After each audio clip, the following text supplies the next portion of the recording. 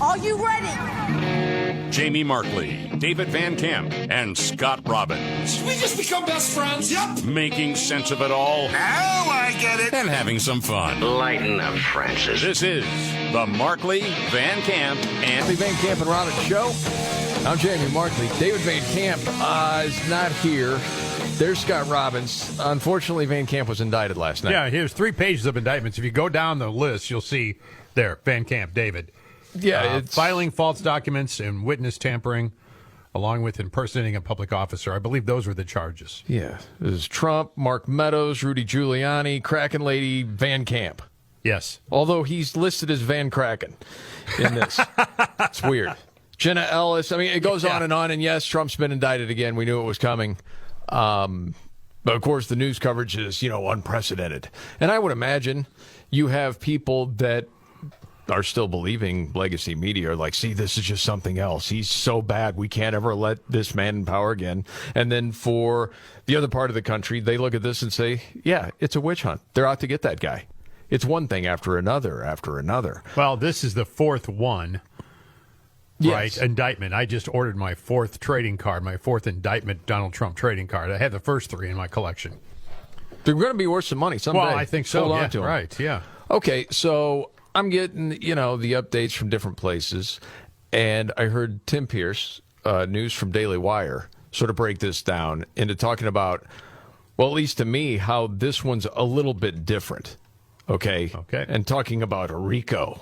What does it mean? The biggest charge is what's known as RICO, or a racketeering charge. The RICO law was designed to be used in court cases against mob bosses and other criminal organizations. It's a vehicle for prosecutors to tie together a bunch of separate schemes into one narrative in one trial. Here's the district attorney announcing the charges late Monday night. And by the way, had you heard that part of it before? No. Okay. I had wondered. I thought, that was interesting for us commoners that are not legal experts. Like, exactly what does this mean? You're right, and they throw it out there like everybody knows. Oh, I know. I mean, like everybody knows what the RICO. I wasn't aware of everything it entailed. And where did that come from, and why, and what does it mean? And of all of these different charges now, and all these felony charges, which ones could be the worst for Trump? And they're trying to figure all that out. But yeah, this is how it went down last night. The indictment alleges that rather than abide by Georgia's legal process for election challenges, the defendants engaged in a criminal racketeering enterprise to overturn Georgia's presidential election result. Okay. Mm-hmm. All right. And then more on RICO. From Pierce here. Willis also said in that press conference that RICO convictions mean the defendant will serve time. The penalty under the statute can be as high as 20 years in prison. Right, so steep penalty there. Yeah. The other thing is, if you are elected president, you can't pardon yourself from that one because it's a state charge. That's the other part. I learned that, too, last night, yeah. Now, reading different things on this, and there was a piece by Tristan Justice from The Federalist talking about, how dumb is this case?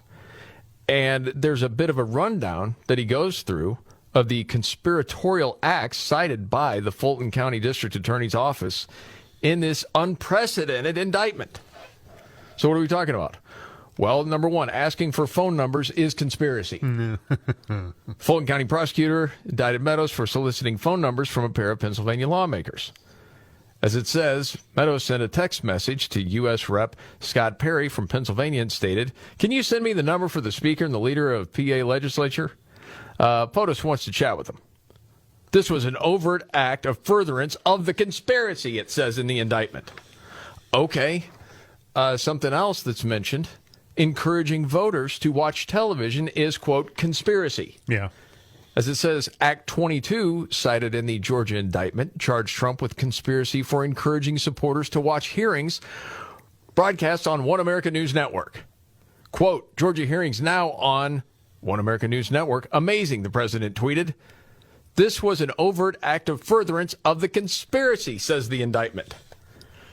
Because how many people are going to go through each part of this indictment? I thought this was pretty hilarious. What else is conspiracy? Grassroots campaigning, that's conspiracy.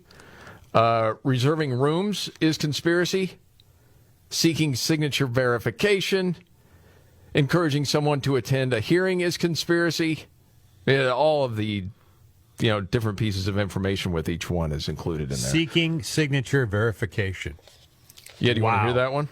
Sure. Act 32 of the criminal indictment charged Trump for calling on Georgia state leaders to ensure, quote, signature verification and call a special session, quote. According to Willis, the December 6, 2020 tweet was an overt act of furtherance of the conspiracy. I mean, I know. Okay. If I buy a Ted Williams ball, I have somebody authenticate the signature. It all comes back to you and your goofy collecting, doesn't it? I'm just thinking you got to verify signatures. I'm familiar with that. I didn't realize I was breaking the law by asking someone to do it. Well, it's all part of the conspiracy. Got it. Yeah. I know. All right. Saying that the election was stolen. Blah, blah. Yes. Okay, so we're keeping up to date on that. And at the same time, I can't help but think, all right, well, with Joe Biden right now, and everything with Hunter Biden, and then the special counsel, and where we're at with that, and more information is going to be coming out about Hunter and how this is tied to the Biden family corruption. Yep. Because you have legacy media and the left out there saying, hey, there's no proof this is anything to do with Joe. This was his son. Okay? And the new talking point is, they've been going after Hunter Biden for 5 years, and they can't find anything. This is just something else. No, there's $20 to $30 million that came into the Biden family. That's a freaking fact. Well, it's unaccounted for. That is a fact. And where did it come from? Do? And why did it go there? What did they do to earn that money? Exactly. I mean, and all the family members got the money, but Joe didn't? Right. Please.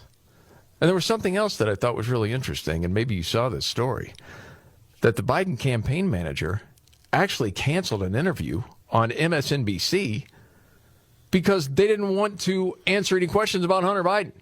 There's problems within the Democratic Party, and you're hearing dribs and drabs coming out of the White House that as far as the campaign and then the Democratic power brokers are very nervous about this entire situation. And what does that mean for the future? Because you're going to have to start getting names on ballots in different states, over the next several months. Yeah. Decisions have to be made if there is going to be a Gavin Newsom that steps in to run for president. But you know who else has their name being floated out there? No. Michelle Obama. Okay. I've heard it in 3 different places over the last 3 days. And to this point, and I've heard this said, if Michelle Obama said, okay, I'll run, that's it. Don't you think? I mean, Joe Biden is going to bow out. The powers that be are going to say, you got to step aside now.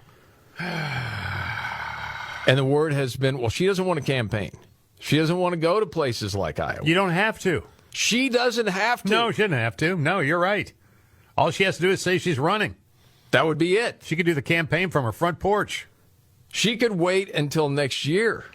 She could wait till whenever. 6 months out when early voting starts. Yeah. And then, whether it's against Trump, DeSantis, whoever, do you think she wins? Most people do. Yeah. I mean, I don't know. I don't want to terrify you early in the show. I know. My heart just skipped a beat when you said that. Like, oh, my God, she might be able to win. All indications up to now has been she doesn't really want this, and she doesn't want to run and all of that. And who knows the rumors that are out there, if they're true or not. You hear crap like this all the time. You're not quite sure. But it's all very interesting. Well, if it's the guy in second place, that would be RFK Jr. Yeah, that's not going to happen. Would he benefit from this? Of course he would. The Democratic power brokers don't want that guy. No. And they control it. They don't like him. Yeah. They absolutely control it. But, what is this going to look like when you've got the sitting president that's possibly going to be impeached, and then the front runner from the Republican Party with all these indictments? It's going to be pretty nuts, man. Speaking of which, as if the world's not crazy enough, and I happen to see this at Hot Air, did you know the Ukraine military has a transgender spokeswoman that's from the United States? A transgender what? Spokesperson. Yeah, thank you. You said woman. A spokeswoman. Well, they identify as a woman. It's a dude. All right, well. Okay. We'll have none of that gendering going on. David Strum wrote this. Yeah, whatever. We're going to get canceled anyway. It's a matter of time. Said, I thought this was a joke, but apparently not. Sarah Ashton Carrillo is an American transgender, quote, woman who has become a spokesman for the Ukrainian military, whose broadcasts are intended to objectively cover the events of the Russia-Ukrainian war. That's according to Ukraine's Deputy Defense Minister, Hanna Maliar. Mm-hmm. Okay. This person put out a video talking about what's going on right now. And I just thought I would play it and get your reaction. I didn't want you to hear this ahead of time, Scott. No. Okay. I think I know where this is going, but go ahead. I don't think you do. No, maybe I don't. Okay, roll it. If you look at Putin's mouth, you'll notice that blood drips from it. He's a vampire, carrying out genocide against both Ukrainians and Russians alike.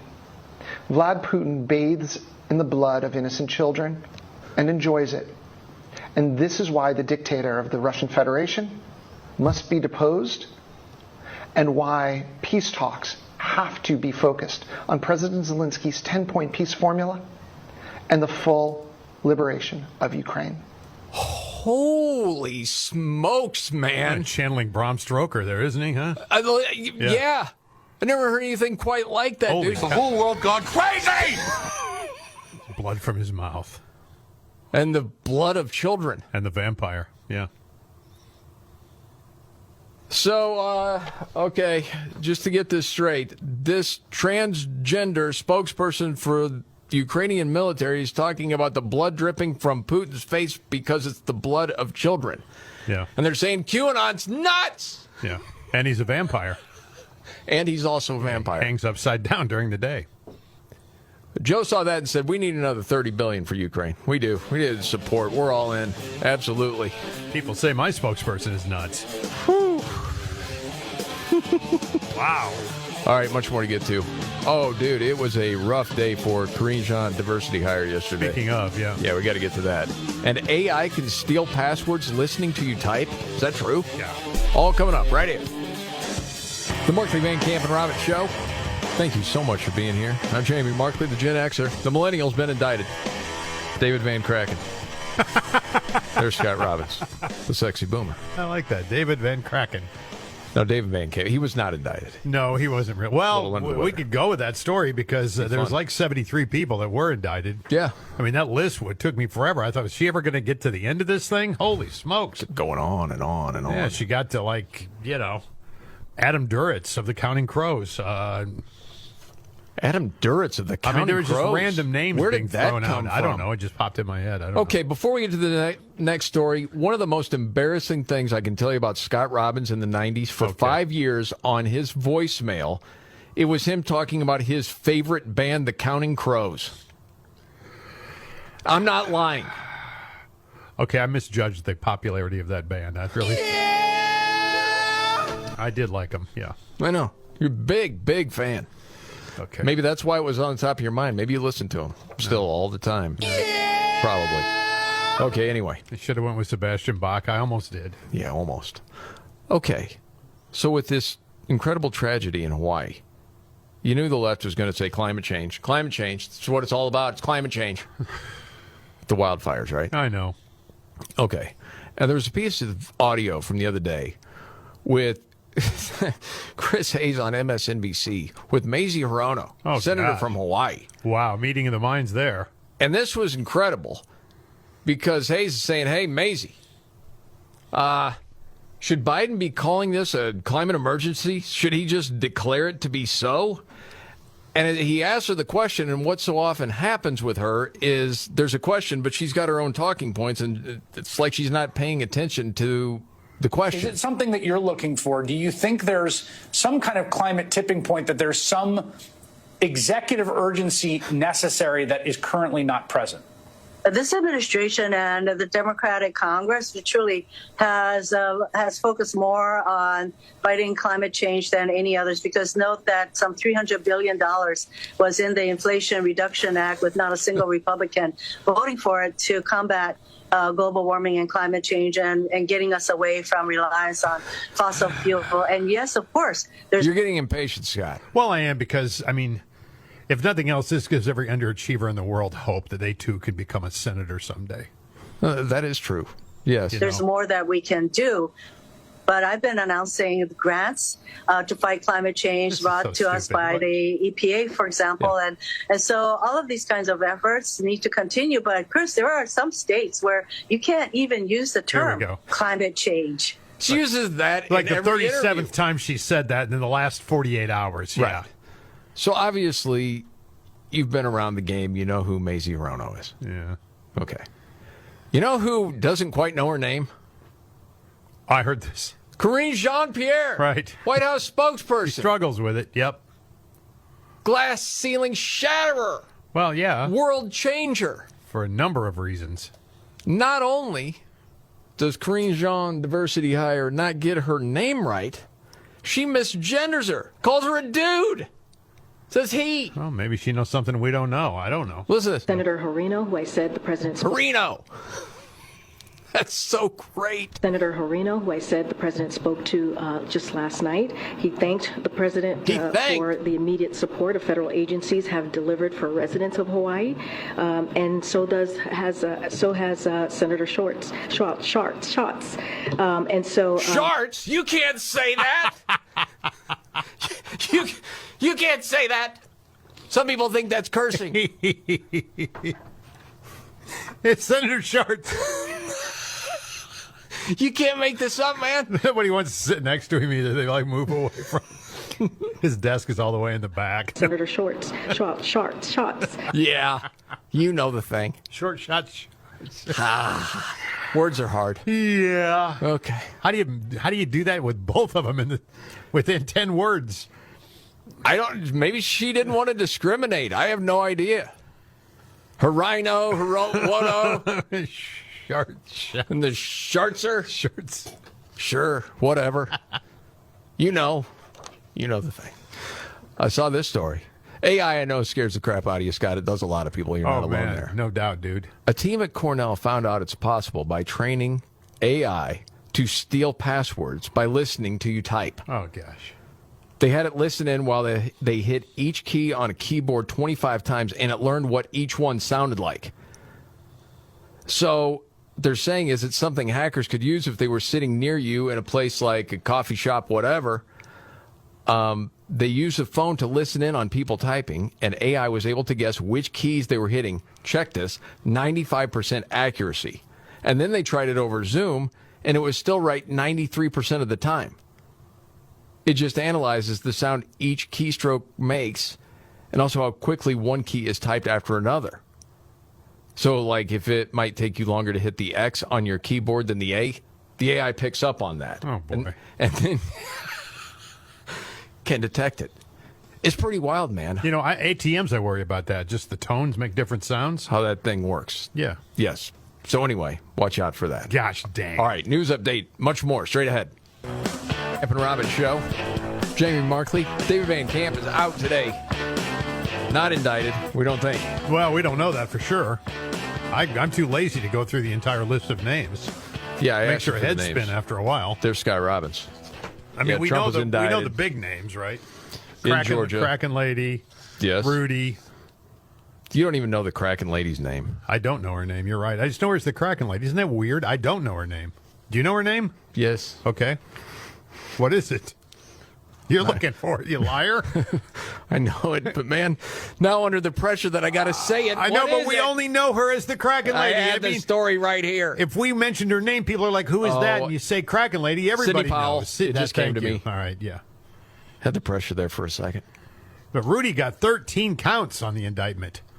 Yes. 13. Well, you know, and this is the thing, man. You go back to when all this was going down, okay? And I'm really thinking at the time they're going to have some huge evidence, okay? Well, no, that will be really. undeniable. Right. The Kraken is going to be unleashed. Oh, yeah. We would have all these conversations off the air. Yeah, we did. And as soon as Tucker Carlson said, hey, trying to do this interview with Sidney Powell, she won't come on, man. I'm paraphrasing what he was saying, but he's kind of like, I'm not buying what she's selling. She won't come on here. Right. And that's when I knew, at least as far as I was concerned, something's wrong here.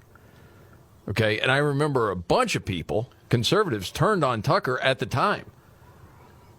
Tucker's deep state. Tucker's become an anti-Trumper. And I'm like, hold on a second. I don't buy any of that. Why doesn't the lady come on with him? And then we found out that, yeah, she didn't have the goods. She's kind of a nut. This doesn't look good in a number of different ways. Now, as we all know, yes, this is just, another brick in the wall when it comes to Trump. Do whatever they can to get him. Well, they don't want him to run for president. They want to do everything they can to keep him from running. They're really afraid he's going to win. And that could be it. Yeah. Sometimes you don't know. They really want him to be the guy. So with every indictment, they push him up. And maybe it is they are just terrified of him because, and I know it sounds crazy still to some people, but we know the deep state is real. Oh, yeah. And I know some people are frustrated. Well, he could have taken down the deep state before. Remember, he was going to drain the swamp, and he didn't do it. Did he know it was as deep as it was? I have no idea. But this doesn't happen to other people. They are targeting him. There's no doubt in my mind about that. Now, is there enough to really convict him? I mean, what is it altogether now? 91 felonies from all of the different charges? Yeah, a lot of it's just ridiculous. I mean... And then, you try to listen to legal experts like Andrew McCarthy and Jonathan Turley, people that, you figure have built up trust over time. Mm-hmm. Like, okay, usually what they say is right. But go to somebody like that, listen to what they have to say. And when it comes down to, the couple cases that are concerning, there's a little bit with this one, and then there's a little bit the one out of Florida. We'll see what sticks, but out of 91 felonies, all you need is a few. Yeah. Well, you just throw everything at the wall. Yeah. Yeah, that's what it sure seems like they're doing here. Now, as far as this RICO Act that's named in this Georgia indictment, Andrew McCarthy did talk a little bit about that and what that could possibly mean. I imagine what she's thinking is that she proves that the enterprise has an overarching plan to undo the result of the election, and it goes about that plan through various different schemes. Yeah, because the whole RICO plan, or part of this indictment, started out about mobsters, and it's all this coordinated effort, for one goal, and that was to overturn the election. Mm-hmm. And then, of course, you have all these people named.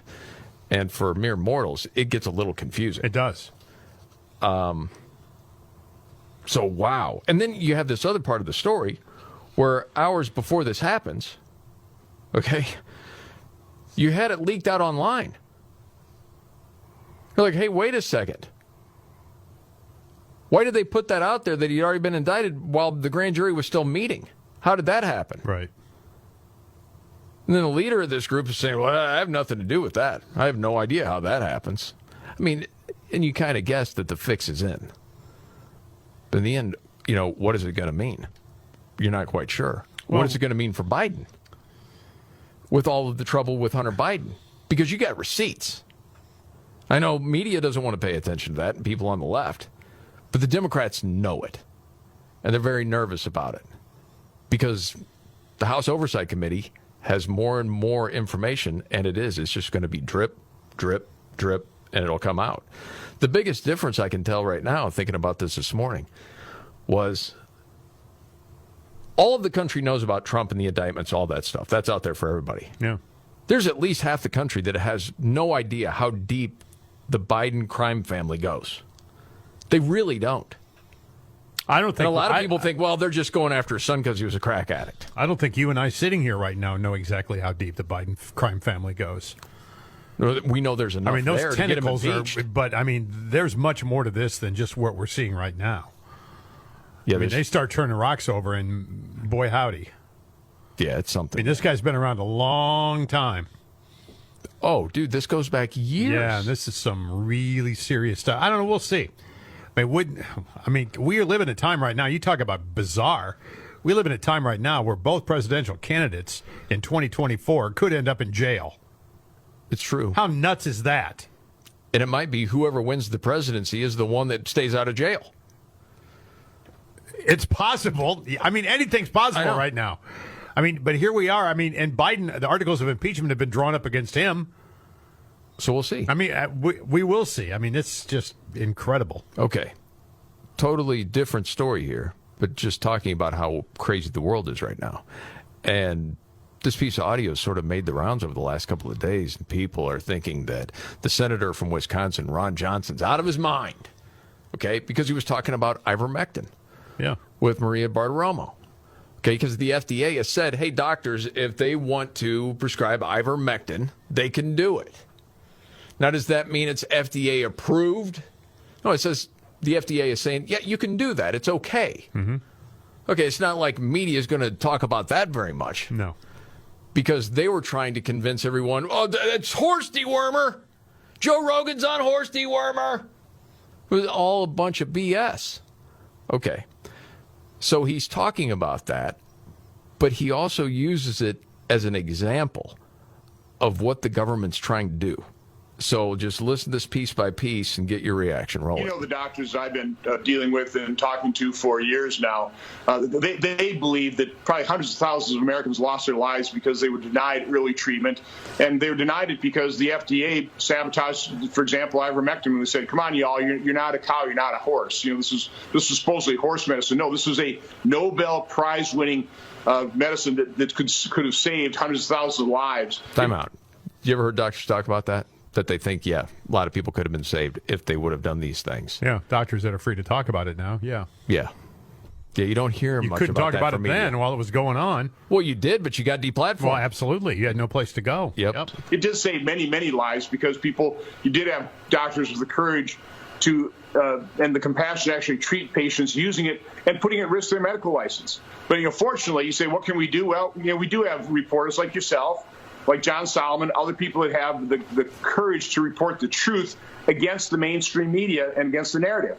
But that's the only way this is going to be solved, is we need the truth to be exposed. We need more Americans to listen to the truth, to be exposed to the truth, to pull their heads out of the sand, quite honestly, open up their eyes and understand what is happening in this country. It is something we talk about almost every day. Mm-hmm. It's true. And he goes on. We are going down a very dangerous path, but it's a path that is being laid out and planned by an elite group of people that want to take total control over our lives. And that's what they're doing bit by bit. They do it by increasing massive government spending, increasing the size of government, takeover of the WHO. These amendments that are coming up that are going to be voted on in 2024 on the WHO are frightening, and they really risk taking away all of our sovereignty. People have to awaken to the dangers of the moment.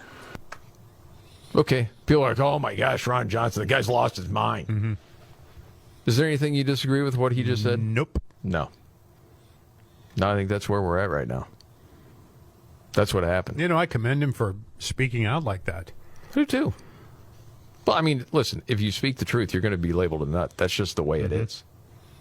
Okay. On a lighter note today, I saw this little piece talking about common myths that we believe about cats and dogs. You're talking about cat and dog owners that believe these myths.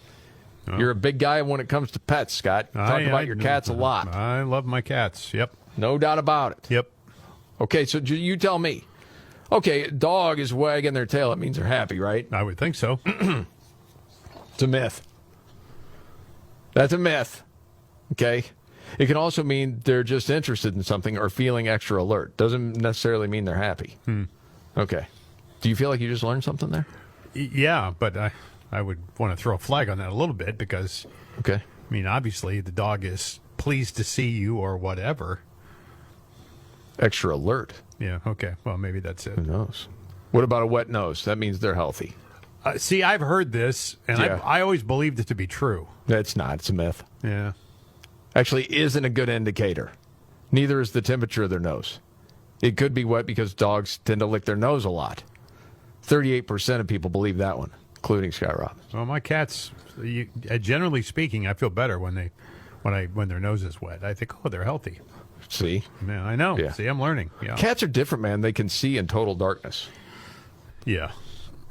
No, they can't. That's another myth that you believe. Well, they have the zoomies at 2 o'clock in the morning, so, I mean, they're not hitting the wall. They're just jumping on the bed and running off. They definitely see in low light better than we can, but they can't see if it's pitch black. 42% thought that they could. I thought so.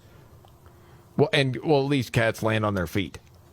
Not always. No, you're smart. Yeah, that one I know about, yeah. How do you know that? Well, I've seen them land on otherwise on their sides or something too. If they get cat, if they're on like a table and they slip and they fall. Yeah, and sometimes they don't land on their feet. Okay. Yes, there was like 41% of people believe that. I know this question's come up before, but as we wrap that part up, when you see the cat fail videos and they fall all over the place, do you laugh your head off, or do you think it's not funny? Most of them are funny. Okay. Yeah, all right. I laugh at most of them. Just want to make sure you hadn't completely lost it there. Because that's just funny. Yeah, it is. Can't help funny, man. Okay, we got to get to the latest on the Elon Musk, Mark Zuckerberg fight. Is it back on? There is a development here. We'll get to that in the news update. Coming right up. The Markley, Van Camp, and Robbins Show. I'm Jeremy Markley. David Van Camp out today, not indicted. As far as we know, there's Scott that's Robbins. a rumor going around, yeah. Well, a lot of people indicted. I'm in trouble! Well, how much? We don't know. Who knows? Not quite sure. Hey, I'm in trouble. It makes me laugh every time. There's a lot of ridiculous stuff in the indictment. I mean, it goes on and on and on, and not being a legal expert, I kind of glaze over. But you're listening to the legal experts trying to figure out, okay, how much is really there? Time will tell. And more on that a little bit later. I mentioned there's an update in the possible fight between Elon Musk and Mark Zuckerberg. Yeah, I can't wait to hear this one. I don't know this one. Well, it was last night. Elon Musk put out there on X, used to be Twitter, he's doing a test drive for the self-driving Tesla, saying, I'm test driving Palo Alto tonight. I will ask the car to drive to Zuckerberg's house. We'll also test the latest X live stream video so you can monitor our adventure in real time. If we get lucky and then tongue emoji, actually answers the door, the fight is on. And then he's put Zuck thread coming soon about how he would, of course, love to fight any time, but blah, blah, blah, UFC something, something. So we're not quite sure what happened then, but Musk did reply to this post that was a statement from Zuckerberg that said Mark is traveling right now and isn't in Palo Alto. Also, Mark takes this sport seriously and isn't going to fight someone who randomly shows up at his house. So Musk then responds by putting out, there was some hasty bag packing at the Zuckerberg residence today. Traveling my earth. That's what he said. And so then somebody else is posting. One showed Zuckerberg running. Musk said exactly. Zuckerberg has said it's time to move on, that Musk isn't serious about this. He said, I offered a real date. Dana White offered to make this a legit competition for charity. Elon won't confirm a date. Then he says he needs surgery and now asks to do a practice round in my backyard instead. If Elon ever gets serious about a real date, an official event, he knows how to reach me. Otherwise, time to move on. I'm going to focus on competing with people who take the sport seriously. Come on, guys, let's get it together. Everybody wants to see it. Boy, I'll tell you what, Zuckerberg's rearranging his brain because Musk moved in, didn't he? I mean, he lives inside his brain. It certainly seems like he's going to drive to his house. Yeah, to be that way. And call him out from the driveway. Hey, Zuckerberg, get out of here. Yeah, no kidding. Oh, by the way, you know what I forgot with Van Camp out? My bad, man.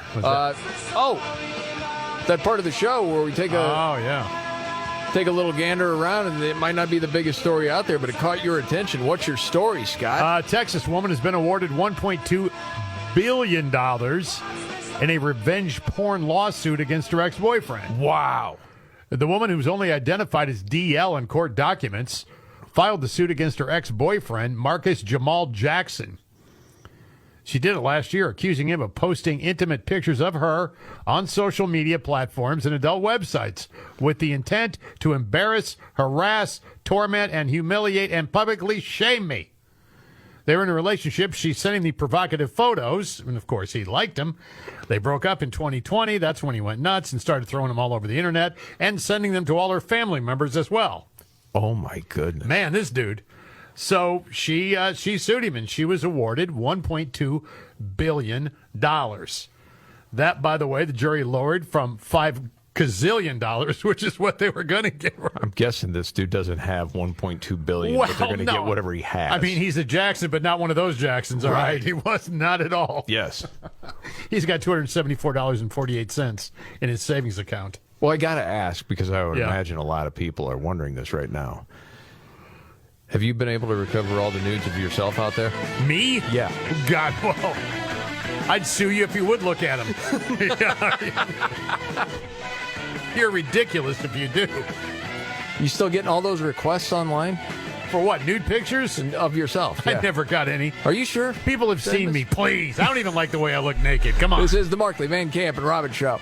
Are you ready? Jamie Markley, David Van Camp, and Scott Robbins. We just become best friends. Yep. Making sense of it all. Now I get it. And having some fun. Light. Go. I'm Jamie Markley, David Van Camp. Well, I think he's home sick, not indicted. Still checking on that. There's Scott Robbins. Well, he may have gotten indicted and then got sick. I don't know. It could. Well, it would make you sick to your stomach. Most people. Yeah. I mean, most people, it doesn't happen very often. If you're Trump, it happens every other week. Or whenever Hunter Biden's in the news again, it seems. Yeah, what is the record number of indictments, for crying out loud? That's a great question. You know? Yeah, I don't know, man. I mean, do we have to go back to the dead ball era? I don't know. But this is the fourth time. We got a fifth one coming, right? Well, it does sound like a not-to-not moment to me. Not done. The history books will note it. Yeah, never seen anything like it. I looked under not to not, and I couldn't find anything. So, holy smokes! I saw interesting commentary from Richard Rahn. This was out of the Washington Times. Okay, and it's basically who will go to prison, Biden or Trump. Now, follow this along. This is really true. Mm-hmm. They're now in a legal death match, it seems, where for either one to stay out of prison, his opponent will probably go to prison. Yeah, whoever wins the election, it seems, if it keeps going down this road. It says the Biden Democrats have made no secret that they're willing to do almost anything to put Trump behind bars. Yep. The necessity of locking up Trump for Mr. Biden and his family to remain free has become even more acute given the added evidence of wrongdoing by the Biden family, because we see this. Half the country doesn't see it. They see all the Trump stuff. They don't see the Biden stuff. And how much evidence there is of the $20 to $30 million flooding into the Biden family. Yes. Okay. So Mr. Biden has to be reelected to be certain that no member of his family, including himself, is convicted of any felony with prison time, or if convicted, pardoned. Needs to win. Trump has to be elected for him to be certain that the Biden Justice Department will not continue to pursue him until they have a conviction on some felony with jail time. Okay. There is something different about this new indictment out of Georgia. More on that in a second. But back to this piece from Richard Rahn. The risk to Trump is that if even most of these indictments are political without real merit, which I think most of us think they are, a conviction of a few counts of any one of the charges could put him in jail. And then to assume that his lawyers will be able to get him out of all the charges, get them all tossed, or for Trump to be found innocent on all charges, is a bet that most people would not want to make. Would you make it? No. No. And he says, and remember, Trump will face different juries, some of which are likely to be hostile. Exactly. For different charges in different places. And assuming that any conviction can be dragged out in the appellate process for months or even a couple of years, Trump's only certain home free card is winning the presidency with the ability to pardon himself. Again, more on that in a second. I thought we said he couldn't. He can't with this new one. Right. That's the thing. And then he says this, and I thought it was pretty interesting.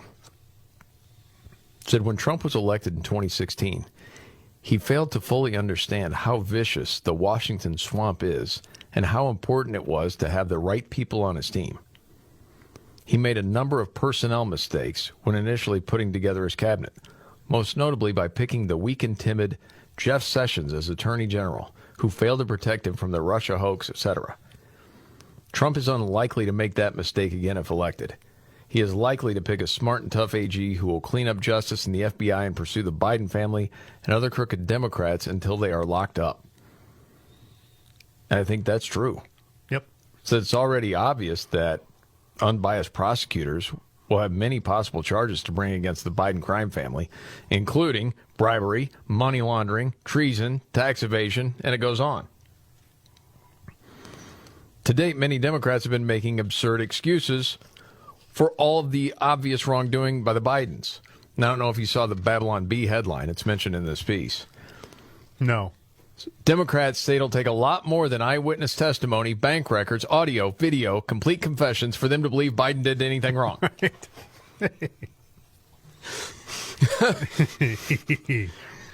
Right. So, yeah, this is a big deal. And he goes on to say, yeah, the stakes are high. And then for those who are not old enough to remember, many of our presidential contests used to be highly civil. And it goes back to like Ronald Reagan and Walter Mondale when they were talking about Reagan being too old. Oh, yeah, he had the great line, yeah. Yeah, I'm not going to exploit for political purposes Mondale's youth and inexperience, and they both laughed about it. Or about how George H.W. Bush and Bill Clinton spent time together as friends after Clinton defeated Bush. All that. This is a different game now. Completely different. And he writes, and I think a lot of people do agree with this. Not all, but some. I would say more than some, a lot, like I said. At the moment, it's difficult to see a graceful exit from the current mess. For the country's sake, it'd be best if both Trump and Biden would walk away and allow a new generation of Republicans and Democrats to run against each other. Yeah, well. I wonder what the polling would be on that if you just said, yeah, okay, make a deal. They're both out and just let the new people come in. Now, I think there would be enough Trump people to say, I don't want that. It's got to be Trump. Oh, yeah, sure. But the Democrats say, yeah, get Biden out of there. I think that's probably true. Well, they may not vocalize it publicly, but yes, behind the scenes, yes. Yeah. Now, back to what I mentioned before about, okay, what's different about the indictments coming out of Georgia? Well, former federal prosecutor Andrew McCarthy was talking with Daily Wire News about these different cases and which ones have what. And he was saying he thought that the Mar-a-Lago classified documents case is probably a stronger case against Trump. But this one brings a different issue, and he explains that. Even though that may be a more difficult case than, say, the Mar-a-Lago case, the important difference here is a president is not able to pardon state criminal activity. So if Fani Willis can get him convicted in Georgia, there's nothing a president of the United States can do about that. That's a state law crime. It would be a state law conviction, and it would stand. So, in other words, it has to be federal. Yeah, he would. It wouldn't matter if he was the president. Right, exactly. That's what I mean. Yes, yeah. It wouldn't matter. Oh, boy. Maybe you should run for governor of Georgia.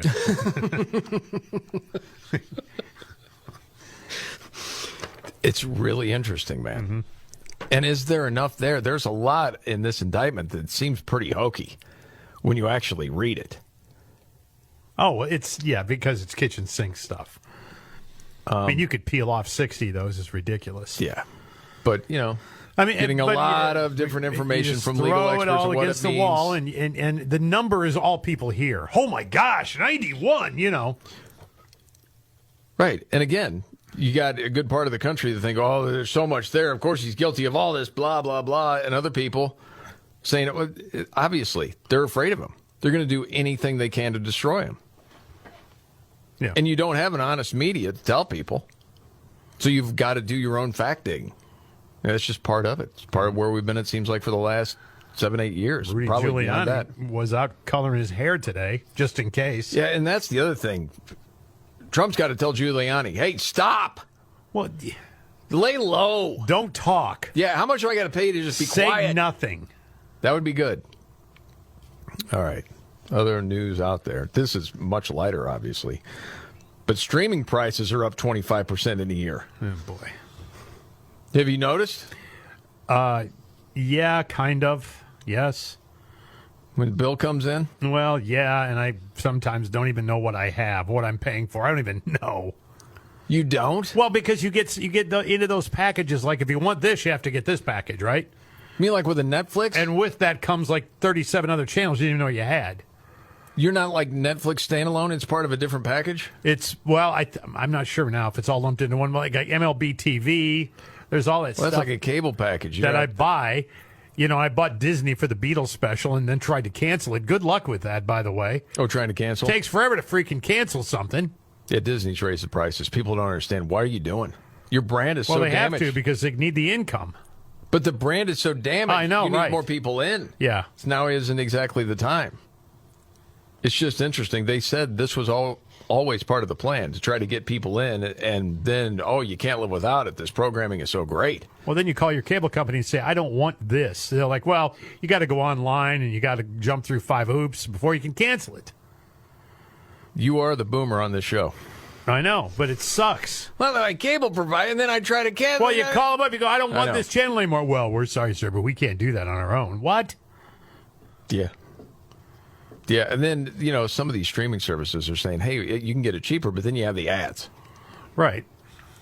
There's something weird, man, something psychological that once you have been streaming something and then they put the ads in it, it's more irritating than just watching regular TV. I 100% agree with you, yeah. You really don't want to go that route. I'm waiting for Netflix to do it. They haven't done it yet, but I'm waiting. Well, there is. I don't have any ads on mine. No, you've got the ad free. Yeah. You're probably paying something different for that. Who knows? I don't know. But your Netflix was out last night. Well, one of my TVs, yeah. What? I have 2 separate boxes, so one of the boxes, sometimes I have trouble with certain things. Because you said you were trying to watch something, and then you just started watching news last night. And then they broke in with the Trump bulletin at 10:30 or something. Yeah. So then you were locked into that. Yeah, and then I started watching that. Well, we've got an update on something that I know you want to see. And this is also a lighter story. We'll get to it in a bit. You like to watch The Bachelor. We've talked about it on the show before. There's nothing. Hey, man, everybody has their taste. You don't have to defend but you don't it. have to. I mean, you can just say, "Hey, The Bachelor's on" or something. What do you mean? I mean, you always say you tie me into The Bachelor all the time. Like I can't miss an episode. I don't sit around and wait for it to come on. If it comes on, I'll watch it. All I know is the day after The Bachelor, you come in here and you're like, "Did you see that last night?" Of and course, then I remind you. I know I don't. I don't ever say that anymore because I know better. And then you're like, well, this guy, and then this, and this happened. Yeah. And I'm like, oh, my gosh. Man, my journey. Should get together with my daughters and talk about this. It's been an incredible journey. That's on every single episode. Of course it is. Everybody's on a journey. Yes. Well, the 71-year-old Golden Bachelor, that's coming. I saw that guy. He looks pretty good for 71. You're into this. You're going to be watching. I'm kind of into the 71-year-old dude. I mean, hey, man. There's a light at the end of that tunnel. What do you mean you're into him? Like you want to be into the show? Oh, got it. 71-year-old guy with. I didn't know if you want to be a contestant. I didn't know what you meant. No, gosh, no. Just making sure. No. Okay, yeah, he gave an update on that show. All right, we need to get to that. And with all the news out there, another news update straight ahead right here. The Markley, Van Camp, and Roberts Show. I'm Jamie Markley. David Van Camp out today. He's a little under the weather. Or indicted. One of the two. There's Scott Robbins. Okay. What do you make of this? The lawyer for Hunter Biden has asked to withdraw from the case. Those news from earlier today. Top lawyer representing, Hunter in the investigation run by special counsel David Weiss. That special counsel, what a show that is. Is asking to withdraw from the case after the collapse of a plea deal, if you remember that. Uh-huh. Because the judge happened to catch it. What? What'd you agree to? Letting him off everything? Right. Heck no. Can't do that. So this attorney, Chris Clark, filed a motion to withdraw in Delaware's federal court, pointing to a, quote, witness advocate rule that could become an issue during future legal proceedings. The quote is, based on recent developments, it appears that the negotiation and drafting of the plea agreement and diversion agreement will be contested. Well, okay. Mr. Clark is a recipient witness to those issues. What does this mean? I don't know. I mean, to some people it means, okay, I've been paid to lie about the Bidens. I'm not going down with that ship. Yeah, well, exactly. Who knows exactly what it means? I don't want to be known for this, right? Or is it a delay tactic?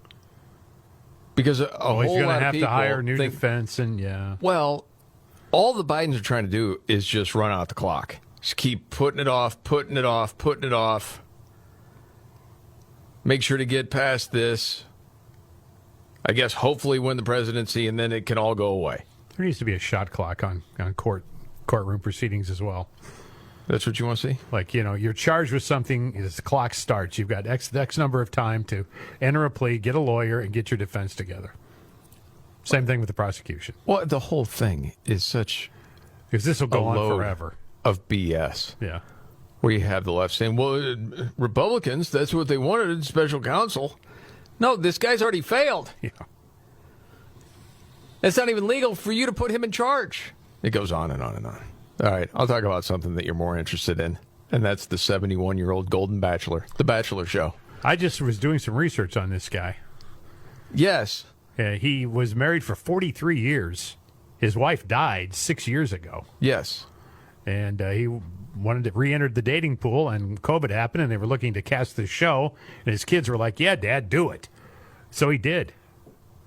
Yes. Well, okay, you were out at the time. I remember talking to Van Camp about it.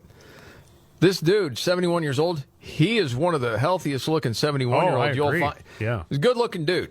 Yeah. He's got dough. Yeah. He would have no problem. No. Which makes me wonder, why are you doing this show? Well, it helps your profile. It ups your profile. And he probably got paid a little bit. Who knows? Who knows? Anyway, he says, yeah, there will be overnight dates, yes. Is that something on that show, whether or not there's going to be overnight dates? I mean, there have been on some of these shows, yeah. Isn't that when it's, well, and there's going to be an overnight, there's the old wink that, hey, something's going to go down. Well, yeah. Right. Yeah. Well, I don't know about that, but something will happen, yes. He said, I think there are a lot of steps that I and a potential partner would need to go through to get to that to make it a comfortable situation. I'll believe I'll find my person. The new person will make me whole again. But he says he's not looking to replicate the relationship he had with his wife of 43 years, which I think is wise. So I don't think it'll look like the relationship I had with Tony. I think it will be right. I don't think it would be right to do it that way. But yeah, as far as the overnight dates. And the age range is between 60 and 70. Yes.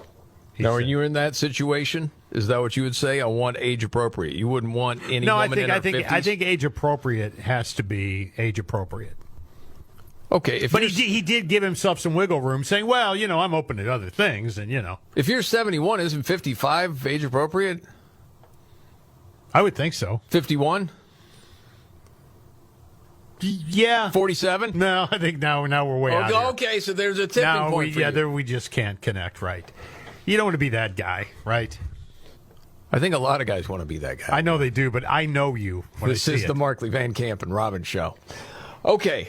Always ask David, from his background in news, what's the biggest story of the day? Scott, what is the biggest story of the day? Well, it's got to be the indictments, right? Yes. I mean, geez, that was breaking news last night when it happened, and it was continuing to be breaking news this morning. Everybody's talking about the Trump indictments. There's, 91 charges? Is that right? If you look at all of them together. Yeah, all of them together, yeah. 91. Rudy Giuliani's involved, like 73 other people were also mentioned in this indictment. So it's I think it's 19, but throwing everything against the wall. Yes. And again, pick your side on that one, because you got people on both sides claiming that they're right. Oh, always. Okay, so we'll get to the latest on that. And then Biden giving all the cash to Iran. Golly. This is the Markley, Van Camp, and Robbins show. All right, the Markley, Van Camp, and Robbins show. I'm Jamie Markley, the Gen Xer, the Millennial. David Van Camp out today. I think he'll be back tomorrow. There's no indictment as far as we know. As far as we know. That was a rumor that we started. That's Scott Robbins. He's the sexy boomer. Of course, talking about the Trump indictments. It's all over the place. Grand jury in Atlanta charged Donald Trump, Rudy Giuliani, the Kraken lady, Sidney Powell, and other Trump allies with operating a criminal enterprise. It's the way they call it. There you go. The Corleone. The racketeering charge. Seriously. I know. That they tried to overturn the election. Former Trump White House Chief of Staff Mark Meadows also named. There was 19 people altogether. Okay. So the DA there, Fani Willis, by the way, was asked, because Van Camp had this yesterday while we were on, going, hey, this is weird. The Fulton County Court website just put out that Trump's been indicted, and then they pulled it back down offline. But it had appeared. What's going on there? Grand jury is still meeting. How could that happen? And so then a reporter asked the DA, Fani Willis, about that. And here's what she said. I am not an expert on clerks' duties or even administrative duties. I wouldn't know how to work that system, and so I'm not going to speculate.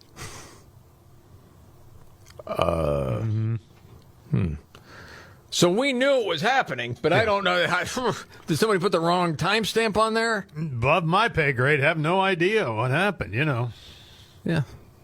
Sounds like a great leader. What happened right, exactly. I thought the same thing. What, you seriously, you run that joint and you have no idea? Apparently. You no idea? Apparently, yes. How that got there? None. When I had mentioned this earlier, I suppose this is worth rolling back again. I was listening to different news sources, one being Daily Wire, and Tim Pierce had the story, and was talking about the RICO law, part of this, as far as the indictments, and how this is a little different than the other Trump indictments. And I don't think you heard this everywhere else, so I thought this was pretty interesting. Roll it. But the biggest charge is what's known as RICO, or a racketeering charge. The RICO law was designed to be used in court cases against mob bosses and other criminal organizations. It's a vehicle for prosecutors to tie together a bunch of separate schemes into one narrative in one trial. Here's the district attorney announcing the charges late Monday night. The indictment alleges that rather than abide by Georgia's legal process for election challenges, the defendants engaged in a criminal racketeering enterprise to overturn Georgia's presidential election result. Okay, so your gut today, Scott. What's going to happen with this? My gut tells me that nothing, but it will be drawn out and it will be prosecuted. But again, you get back to this. I mean, if it's in front of a jury, dude, I don't know where this thing's going to go. That's why I'm asking. I mean, I'm not trying to skip out or not give a take, but golly, man, you start talking about a jury. I don't know. I have no idea. That's when you don't know. Right. If it is in front of a jury, dude, who knows? I mean, the people that are seated in that jury, I don't know. Well, it's like the Bidens. They don't want their case in Delaware. How about California? Right, exactly. Or D.C., somewhere that's going to be a little friendly. Yeah. I mean, that's kind of the way that rolls. And for Trump, it's like, have it somewhere that's not so friendly to Trump. Well, yeah. Man. I mean, again, jury selection is weird. I mean, I've never been selected for a jury, but I was part of jury selection. But, I mean, they want to know a lot of things. I mean, if you're in a domestic violence case, they want to know if you have ever been charged with anything domestic violence, you ever written a piece on domestic violence, well, they want to know a lot of things before they select you. But I can't imagine the Bragg debacle in New York. Exactly. See, that's just it, right? That had a lot to do with that. Yeah, exactly. I mean, I sit here today. As I sit here today, I think, well, we know this is a political thing, right? We know that. Yes, I mean, absolutely. you can make an argument they broke the law and violated this and blah, blah. This is a political thing. I mean, they want to keep him from running for president because right now they're looking at polling, they're looking at the economy, they're looking at their candidate, and they're realizing they're in a lot of trouble. They're in a lot of trouble. When it comes to a general election. True. And the only way they can remove that trouble is to remove Trump. Well, the other part of this, dude, and this is where, and people get mad at me for saying it, and I hear it. It's just, I do believe this to be true when you look at different polling. Mm-hmm. See if you agree with this.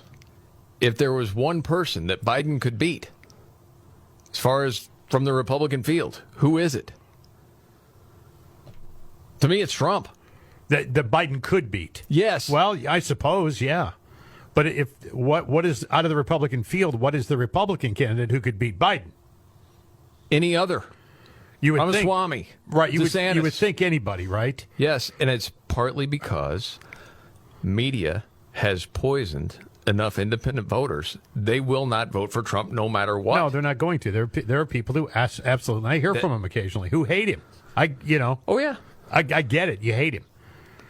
I mean, conversely, there was a lot of people who hated Barack Obama. Sure. From the right, hated him. Yeah. And, I mean, the vitriol was high. But I'm just saying that, again, careful what you do here. Because, again, if you take Trump out and you have a candidate who's a Republican choice, and it is a Ramaswamy or it is a DeSantis. Well, I think... do they have a better chance on cashing in on a suburban independent voter? Well, isn't this the way you sort of see it as far as a narrative goes?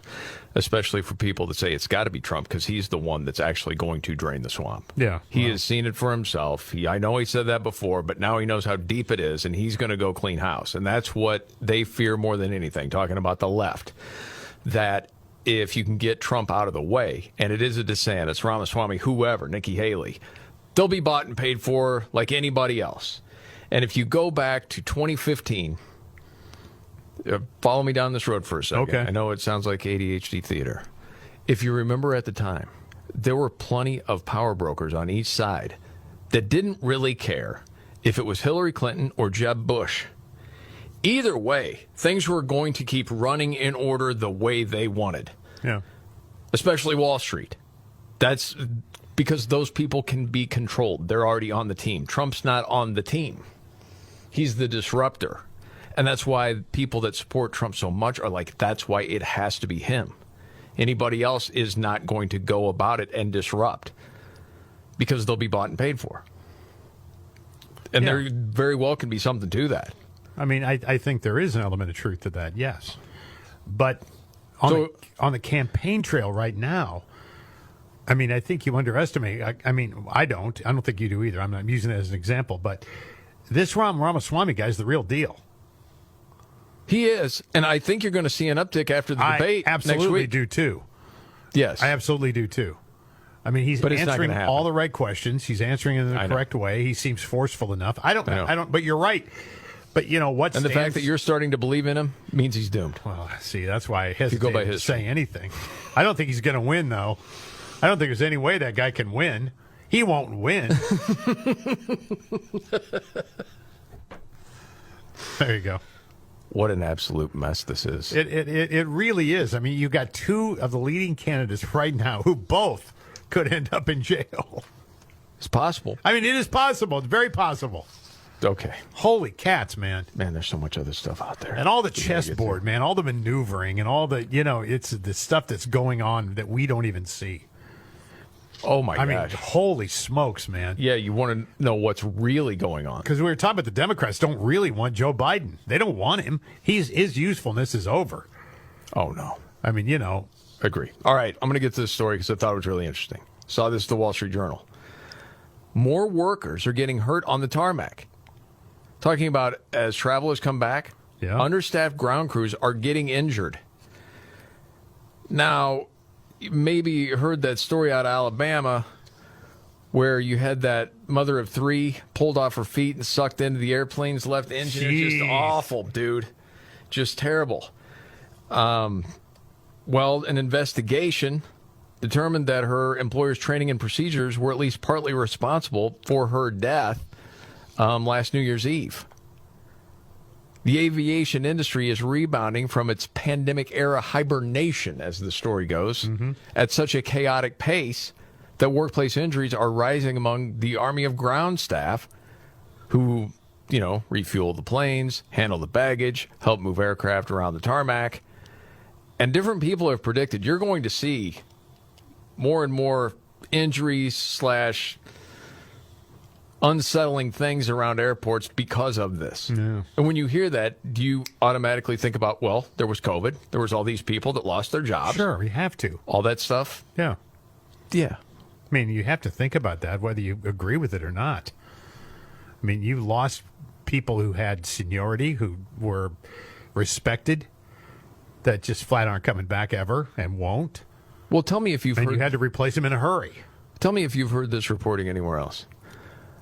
Just from that story. While passengers and aviation regulators are typically more focused on safety in the air, people who work under the belly of an aircraft on the side of the runway face a multitude of risks. Workers have fallen off the vehicles, known as tugs, that push back aircraft. Inexperienced staffers have caused aircraft to collide. Others have had limbs crushed by falling containers. Understaffed and inexperienced ground crews regularly didn't receive adequate training for their roles. The problem has been compounded by a lack of investment during the pandemic that left many workers using faulty heavy machinery. For ground workers, scenes on the tarmac and in the baggage rooms have often been chaotic. Yeah. People are like, why are you waiting for all these flights? A lot of this has to do with it. Wow, what a mess. Boy, oh boy. You still have people out there that just won't admit mistakes made with big decisions during the pandemic. Yeah. Well, they're culpable if they admit. I guess, man. But the airlines were one of the hardest hit because there were a lot of pilots who were like, I'm not doing this. A lot of people on the ground that said, I'm not doing it. They just left. They walked away from the job, and that was it. I mean, this has happened everywhere. Well, you're not going to get vaccinated. No, they weren't going to do it. Yeah. Like, nope. Fine. Yeah. Okay, fire me. Yeah. That's fine. Okay. Something else. Oh, by the way, if you use LOL in any text, you're uncool. Okay. That's the new word. I very rarely do that, so. What do you do instead? Oh, you do the same emoji every time. Pretty the crying, much. laughing, Yeah, side face. That's a good one. Is that what it's called? I guess. Yes. I mean, the laughter. Yes. Yeah. I think that's still safe. I don't know. Yeah. At this point, do you really care about being cool with I don't care. I just kind of discovered emoji 6 months ago, so leave me alone. You ripped on me for emojis before that. I know. It's part of it. Okay. Got to get to another news update. A lot going on today. Oh, and The Blind Side, that movie, Michael Orr? Yeah. Suing the family? What? We'll get to that as well, coming up. All right. The Markley, Van Camp, and Robbins Show. Jamie Markley, David Van Camp out. Hopefully back tomorrow. There's Scott Robbins. So, you're looking at the devastation in Hawaii. It's a sad story. You had commented Mick Fleetwood at the restaurant there. I didn't know that. Yeah. Doing what he can do. Yeah, he's sending private planes full of things, stuff, supplies and things. Yeah. I mean, people are pitching in. It's really cool. I mean, look, man, Americans are great like this, right? They rally around each other with no government intervention, and they contribute to these causes. They see it on TV, and it breaks your heart, and you know. Well, Stevie Nicks is being slammed right now. I don't know if you knew I that. read the statement. Big deal. So what? What is she being slammed about? You saw the story? She's got a place near there. Yes, not damaged. Yeah, not damaged. She was talking about it and how it meant something to her and to Fleetwood Mac and blah, blah, blah. Yes. Yeah. She was saying, well, that area, it's not gone, it's just away. Well, I mean, but that's that mystical, magical stuff she does, right? I mean, seriously. The Witch of Rock and Roll. Right, yeah. The scarves and the chanting and what have you, yeah. Said, as I am sure you've heard, the island Maui, where I own a house I've been staying at since the 80s, in the small village city, most magical place on earth, has burned to the ground over the last few days. And to make the situation worse, my young niece, her husband, and their little boy had just arrived for a very needed vacation. Yeah. Before she started her school year, on her way to becoming a psychologist for 10 days. They had 1.5 days of fun, and then the fire started. Okay. I know. I wasn't that offended by it when I read it. But no. I mean, I don't think we're offended by too much. Not anything, no. Okay. But I understand how some people might look at that and go, come on. Isn't that somebody that just doesn't understand regular people living in the real world? She doesn't. She's not in a world of regular people. That's what I'm saying. Yeah, they live in a world that we don't know anything about. You know, they exist in that universe, and when they exist in that universe, reality is a vague concept. I mean, it just is. And again, I thought So it's fine if you want to defend her. That's cool. I'm not defending her as much as I'm like, hey, it's Stevie Nicks, you know? Well, you wear her on your chest.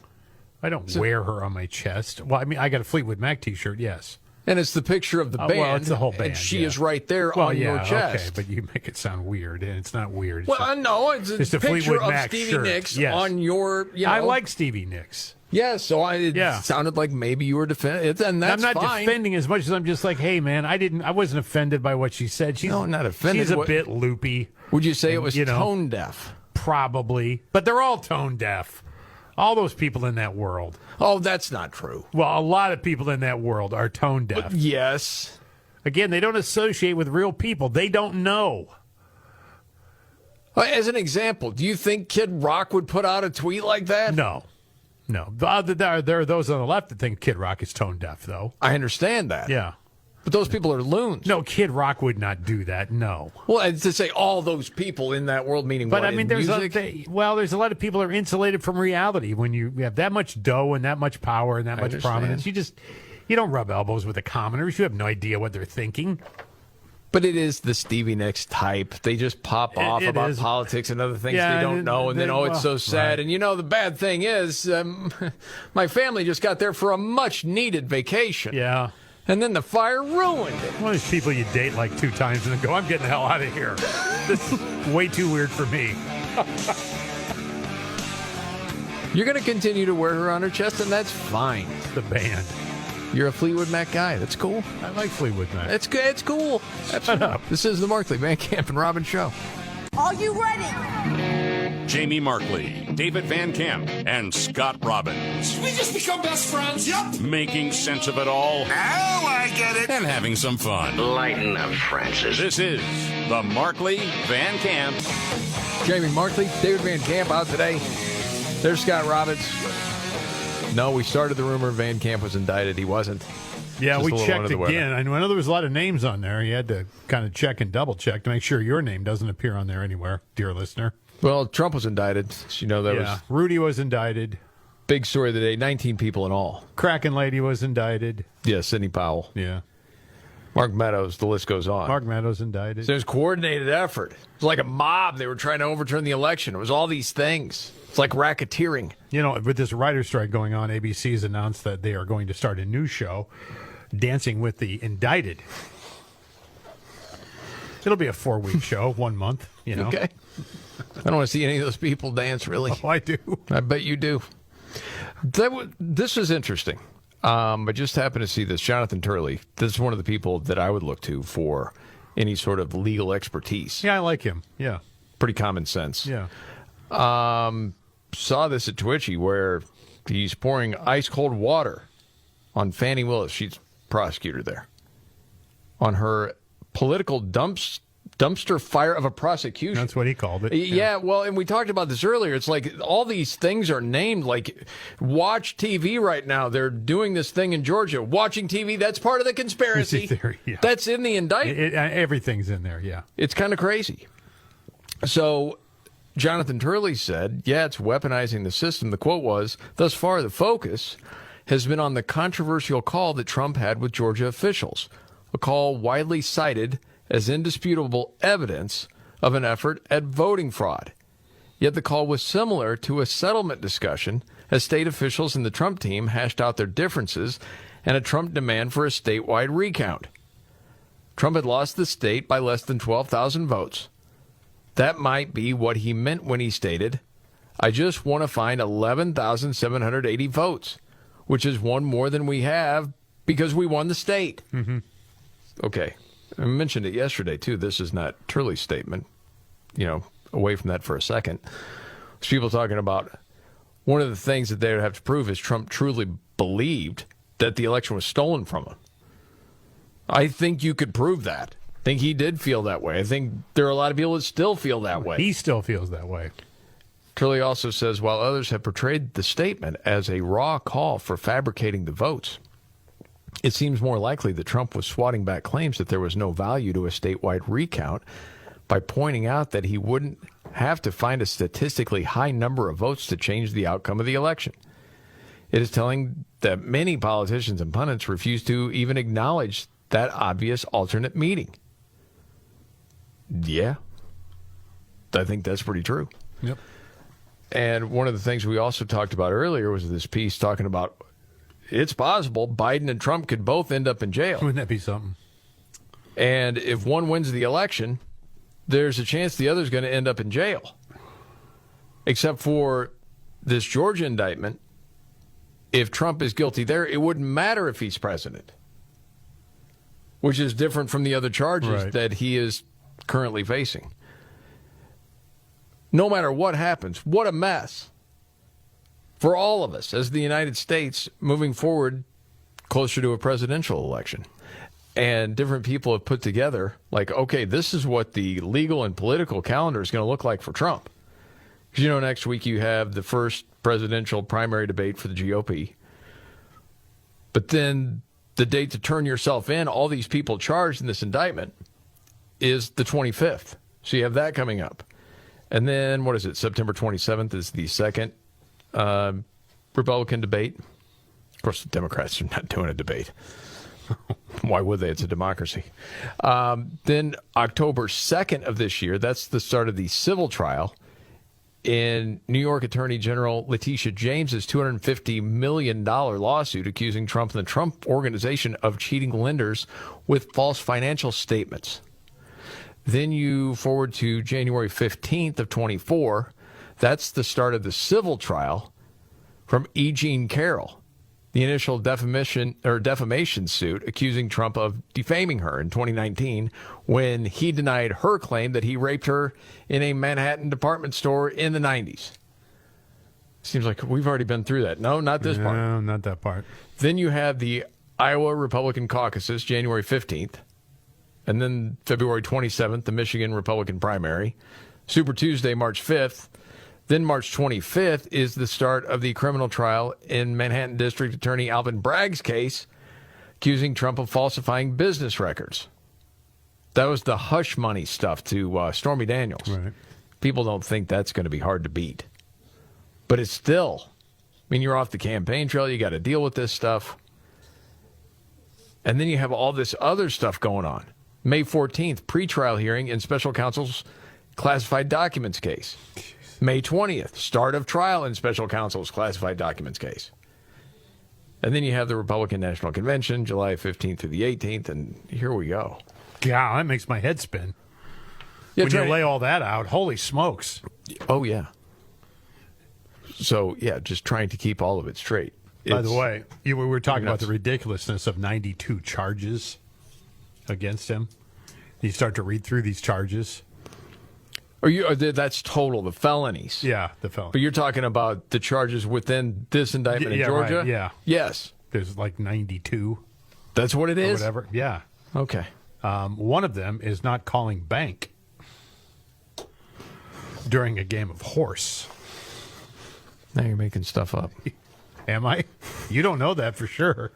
It's just lame enough as a joke. It could be in there, right? It could be in there, right? Well, I went over some of this stuff earlier. It was crazy. I know. All this stuff that's in there. Man, this stuff makes your head spin, though, because, you talk about, and Donald Trump has got to be a guy who can compartmentalize everything. Yes. This is unlike anything we've ever seen before. And the money, the amount of drain.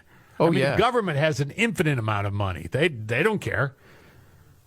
And the drain of finances on the campaign, golly. No, it goes on and on. Holy smokes. And on. Yep. And, trying to keep all of it straight. I don't know how he does it. I don't know how the legal team does it. Me either. But I think that's all part of the plan, isn't it? It's just throwing everything they can at once just to see what sticks. Well, they've been doing it forever. Yeah. Yes. Okay. Other news going on out there. Sturgis is happening. Yeah.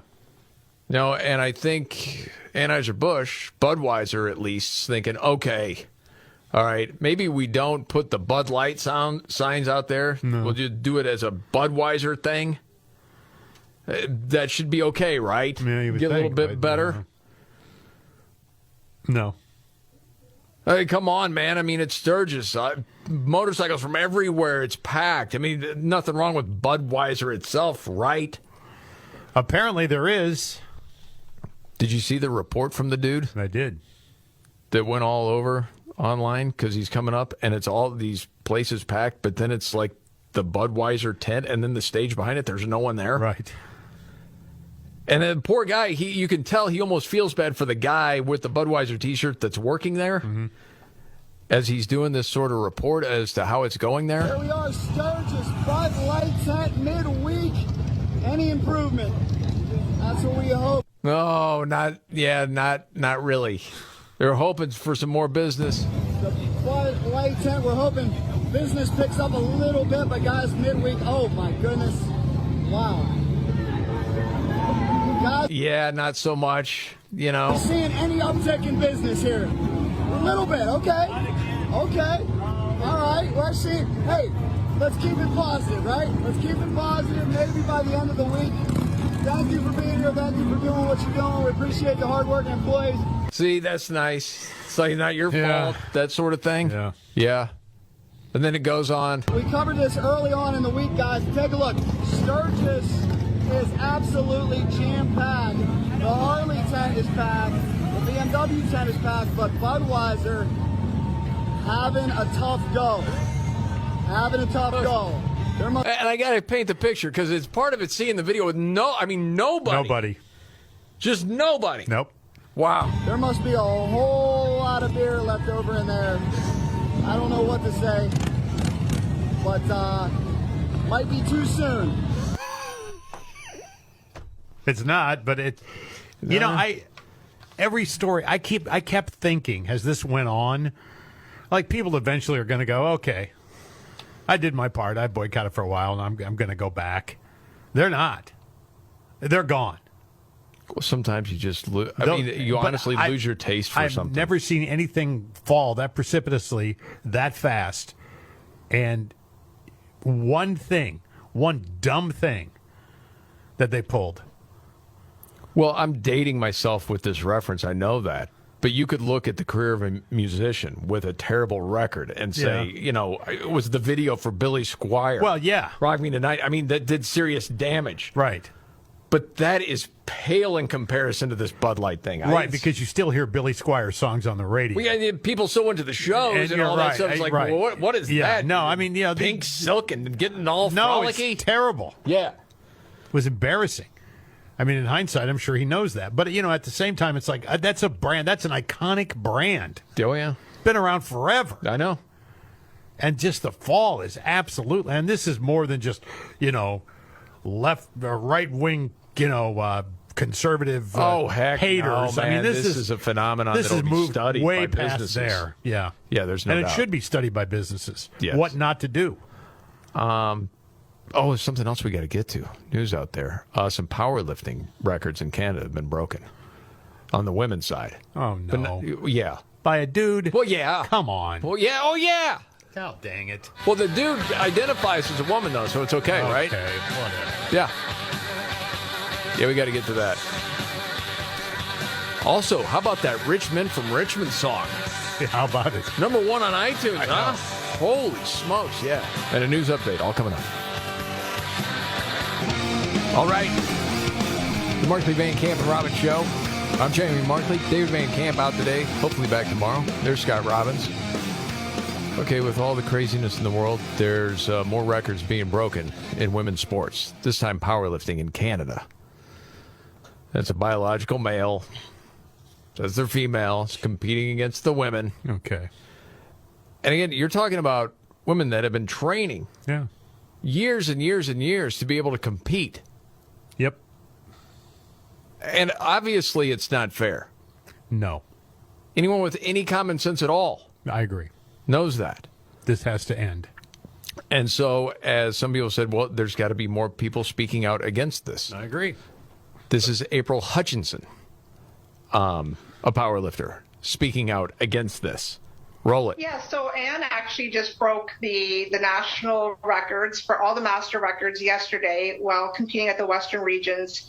He also holds the second highest deadlift in our powerlifting federation of all time, of all ages. We're talking 20 and up. Notice how April said he. She's not afraid of the mob. Misgendering. No, they'll come down on her, though. Well, especially Canada? Are you kidding? Absolutely. He just turned 40, so he is a 40-year-old, 6 foot, 250-pound man. And, you know, it's been very disheartening. For example, that national record that he broke, athletes have been chasing that for years. And we're talking top athletes who have been training and training and training. So it just goes to show the advantages, the physiological advantages that a male has over a female, whether it's muscle mass or bone density, lung capacity. I could go on, but it's been very disheartening. A lot of women actually yesterday dropped out of the competition because they knew that Anne would be lifting. So they dropped, they quit, they wrote to the Federation, and the Federation basically did nothing about it. Dude, when does this insanity end? Yeah, exactly. When does it end? And what happened to the rights of women? What happened to people who empower women, who are part of women's groups? Where are you? There are more and more speaking out, but legacy media and they're not amplifying their message at all. There are more and more women that are speaking out against this, and you have to. I mean, and part of it, some people would say, you just can't participate in these events. No, because can't. if no one else participates, then they cease to exist, and you almost have to start all over. It's sad, and I don't know that that's actually the best idea, but I know a lot of people make that case. Well, we were talking yesterday about Enes Kanter, the NBA guy. Oh yeah, who's no longer in the NBA. Jokingly, I guess, saying I could throw a wig on and go play in the WNBA. Who's going to stop me? I'm a girl. I said I was, therefore I am. Yeah. I mean, seriously. I know. But what would happen then? I don't know. Because your political thought's different, we're not going to accept you? No, you're not accepting me because... What do you mean? Well, I'm a woman. Who's to say I'm not? You? No. No, it's... I mean, it's crazy that this is even happening. It really is. And I hate it's so rare. It shouldn't happen at all. Dude, and then people forget, what about women's prisons? Biological dudes are in women's prisons. Yes. Impregnating women in there. Yes. Raping them, and people just turn a blind eye. Well, no. Oh, well. Trans rights matter. It's so rare, though. Come on.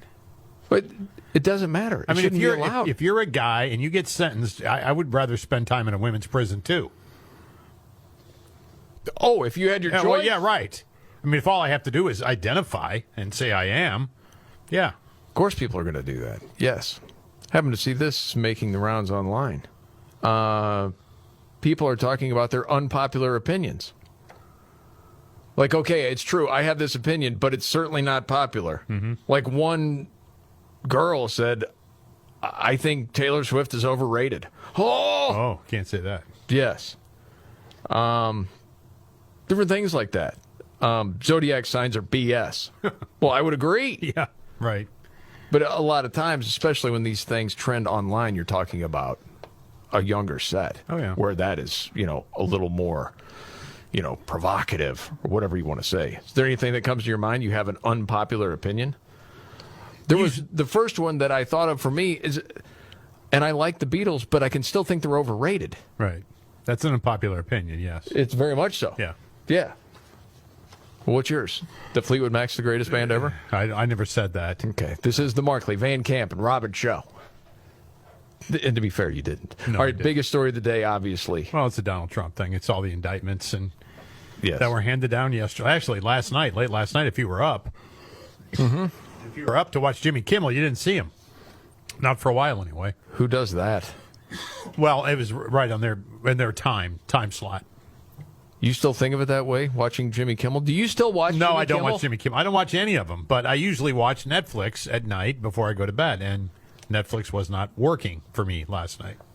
So I just happened to pop on NBC to see the tail end of the news, and boom, as soon as that was over, they went to live coverage, breaking news. Yeah.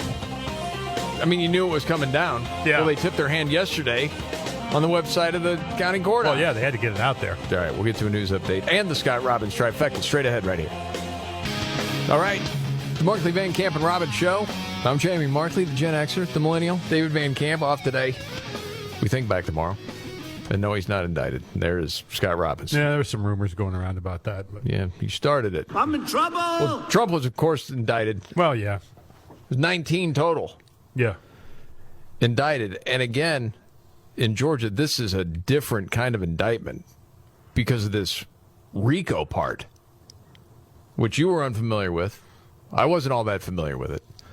But But it was explained, and there's a difference with the whole RICO part of this that isn't so much the case with these other indictments. So, well, here's a little more on the RICO. This was Daily Wire was reporting on this, and we had talked about this earlier. Just roll this. Willis also said in that press conference that RICO convictions mean the defendant will serve time. The penalty under the statute can be as high as 20 years in prison. Right, so steep penalty there. Okay. It wouldn't be 20 years, but you would have to do time. The other thing is, if Trump were elected president, it doesn't matter. Anything else, you can pardon yourself away, whatever. But not this one. That's the difference. And this whole thing about basically putting it into, the context of gangsters, the racketeering part, when you have all these people involved, all with one goal, and that was, according to the prosecution, to overturn the election. But there's so many things named in this indictment that were just ridiculous, like watching TV to get an update. Well, that's part of the conspiracy when Trump tweeted about that.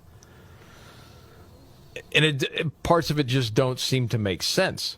Then again, I'm not going to pretend to be a legal expert. It just seems like there's so much thrown against the wall that something's going to stick.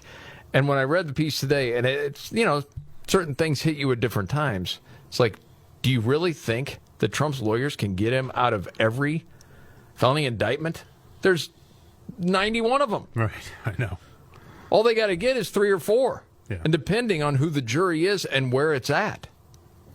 That's the part that's concerning. Can you imagine having state dinners in the prison commissary? Goulash and mashed potatoes tonight at the state dinner. I don't know. We'll see where all that goes. Yeah. Other news out there. This is sad to see. Michael Oher, remember the movie The Blind Side? Yeah, it was sad to see. Suing his family for, quote, taking advantage of him? No. Saying, wait a second, they didn't adopt him, they were conservators. And they profited off him, and he didn't get the money. Right, that's what he's saying. But then the son from that family came out and said, he knew about this back in 2020. Who knows what to believe in all of this? I don't know. Pretty early on. I mean, that movie made a pile of money. Yes, it did. And at least for my kids, that's one of those movies that it happens to be playing halfway through. Yeah. They'll pick it right up. Yeah. Watch it. I can't tell you how many times that movie's been watched in my house. Yeah. Well, it's an incredible story. It is. Apparently, he always hated the movie. Why? Was it fiction in his mind, or was it... Well, his lawsuit said he was a gullible young man whose athletic talent could be exploited for their benefit. After a while, and then once you heard, he doesn't like the movie? Really? Yeah. I thought this was a sweet story. And we're just now finding this out? Well, it's not like it's a brand new movie. Oh, no. It's been out a long time. He's saying he had just found out late last year that he really wasn't adopted. And the Orr's son says, whoa. He knew this back in 2020. That he wasn't adopted. Yes. Yeah. Again, I don't know. That story's out there. And then, this is pretty wild. #1 song on iTunes right now. Yeah. Guess what? It happened again. What do you mean it happened again? The left threw a fit about a song and the content of the song, and that took it all the way to #1 again. Is that what happened, do you think, with this song? Well, of course, this Oliver Anthony song, Richmond, north of Richmond? When the nuts come out and say that should be banned, and it's a redneck anthem and blah, blah, blah, and all that, that just makes people want to hear it more. Well, I had heard the report today that a couple of people put it out there, and then it got shared by Joe Rogan and some others, and people just loved it, and it just blew up. Snowballed. And then people started griping and moaning. Because what's the thing about songs? What's the thing about music? Sometimes you find a lyric or a story that's relatable to you. And this is very relatable to a lot of people. Yeah. If you haven't heard it, I'll play a part of it. Can we play? I don't even know. I thought there were some swear words. There are some swear words. I think I got to the part where it doesn't swear. Oh, gosh. Get a hand on the button, please, producer. Yes, thank you. You got to risk it for the biscuit, I know, right? but I'm just saying. What, no one's heard the BS word before? Everybody have, but I would just prefer we leave that off. Okay. All right, just to give you an idea. Here you go. It's a damn shame what the world's gotten to for people like me, people like you. Wish I could just wake up and it not be true, but it is. Oh, it is.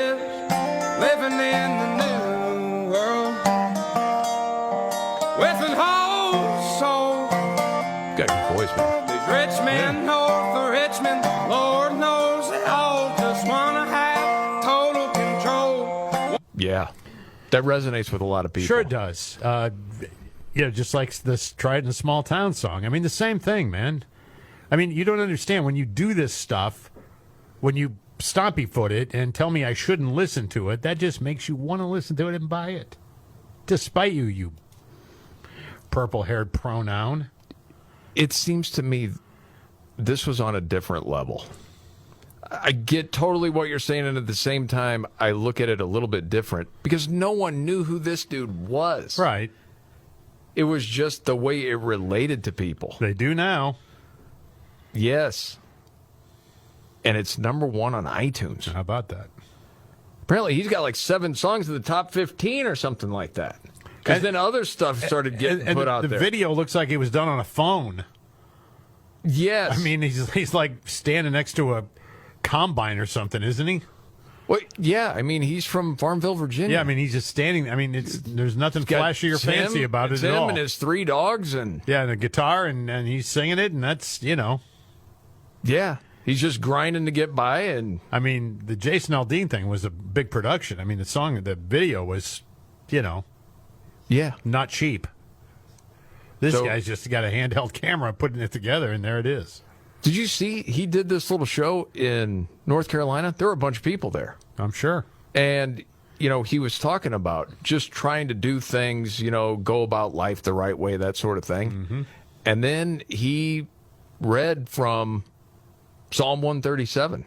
People seem to really dig it. The wicked plot against the righteous and gnash their teeth at them, but the Lord laughs at the wicked, for he knows their day is coming. Though the Lord's enemies are like the flowers of the field, they will be consumed, and they will go up in smoke. Wow. There you go. They'll go up in smoke, baby. Wow, good for him, man. I mean, you're speaking for people who haven't had a voice. That's certainly part of it. And they hear that, and it's like, wow. Yes. Go ahead and admit it, though. It's not a popular opinion. You don't think the song that great. It's okay. I mean, not my thing. I'm not a country music guy necessarily. You know, but I appreciate it for what it is and what it's doing.